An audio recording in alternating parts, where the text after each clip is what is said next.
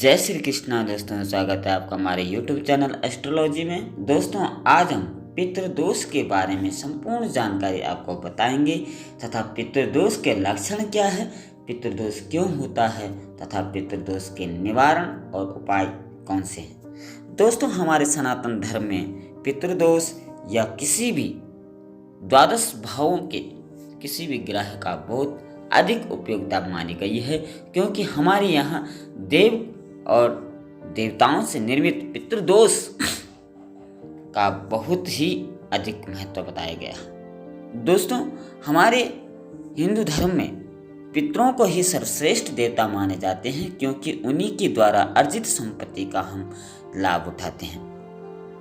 पितृदोष हमारे पूर्वज होते हैं जिसके द्वारा हमारे पिंडदान से लेकर के अनेकों प्रकार के तर्पण तथा तीर्थ तर्पण से मोक्ष प्राप्त हो जाता है।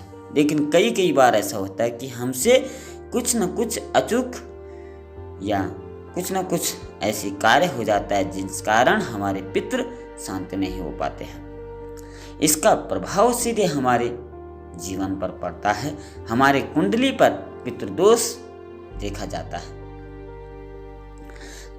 तो यह खासकर क्या है कि हमारे सभी कार्यों को अवरुद्ध कर देते हैं, नए कार्यों में अड़चने डाल देते हैं, ग्रह क्लेश अधिक होते हैं, आर्थिक संकट जीवन में सताता है, रोग आदि कई प्रकार के व्यवधान जीवन में अपना आ जाते हैं और कई सारे कष्ट जीवन में उठने लगते हैं। तो चलिए, इसका कारण क्या है जान लेते हैं। लक्षण क्या है, इसके लक्षण कौन से हैं चलिए जानते हैं।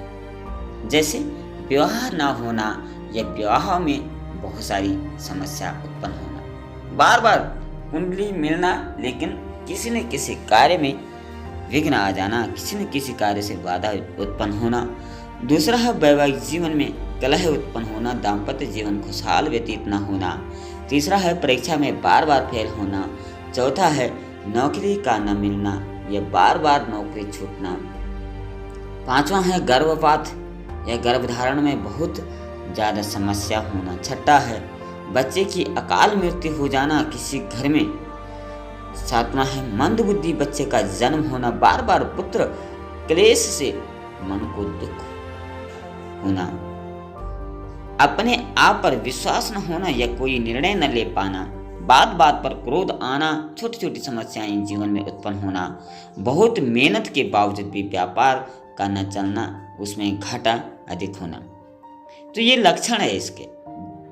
आप इसको समझ करके ही समझ सकते हैं कि हमारे ग्रह में जो है कुंडली दोष का प्रभाव चल रहा है और इसका निवारण अवश्य करना चाहिए। वैसे तो हमारे पितृ जो है वो अधिक नुकसान नहीं देते, लेकिन जो हम पर आश्रित है या जिन पर हम आश्रित है, जिनकी संपत्ति का हम अर्जन कर रहे हैं, उनके लिए कुछ ना कुछ जरूर करना चाहिए, उनकी शांति के लिए उपाय जरूर करना चाहिए।